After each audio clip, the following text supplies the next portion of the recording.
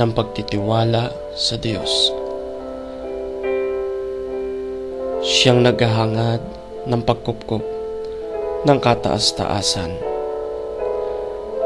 at nananatili sa kalinga niyong makapangyarihan, makapagsasabi sa kanyang Panginoon, "Mugkat tahanan, ikaw ang aking Diyos, ang Diyos na tangi kong pinagtiwalaan. Ikaw ay ililigtas niya sa panganib, sa umang nabitag, at kahit anumang mabigat na salot, di ka magdaranas. Lulukuban niya sa lilim ng kanyang malabay na pakpak. Sa kalinga niya ay natitiyak mo na ikaw ay ligtas.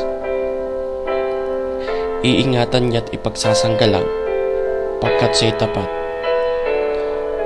Pagsapit ng gabi, di ka matatakot sa anumang bagay, maging sa gagawing bigla ang paglusog pagsapit ng araw, ni sa ano pa mang darating na salot pagkagat na dilim.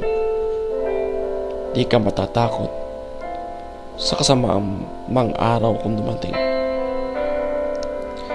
Kahit na mabuwal sa iyong harapan ang 1,000 tao, sa iyong paligid ang bilang ng patay maging 10,000, di ka matatakot at natitiyak mong di ka maaano. Ikaw ay magmamasid at sa panonood iyong mamamasdan. Iyaong masasama ay makikita mong pinarurusahan, sapagkat si Yahweh ang iyong ginawang tagapagsanggalang at ang piniling mong mag-iingat sa iyo'y kataas-taasan. Di mo aabutin, ikaw ay mapahamak at walang daratan. Kahit anong uring mga paghihirap sa iyong tahanan, susuguin niya ang maraming anghel, silang susubaybay. Kahit saang dako ikaw maparoon, tiyak iingatan.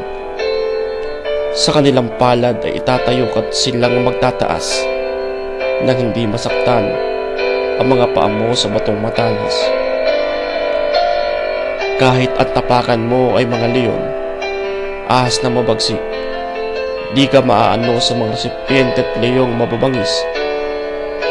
Ang sabi ng Diyos, aking ililigtas ang tapat sa akin, at iingatan ko ang sinumang taong ako'y kikilanlin.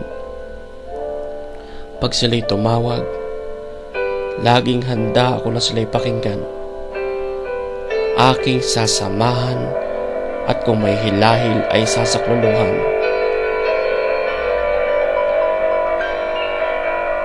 Aking ililigtas, at ang bawat isa ay pararangalan. Sila'y bibigyan ko't kagantimpalaan ng mahabang buhay, at nakatitiyak na ang tatamuhin nila'y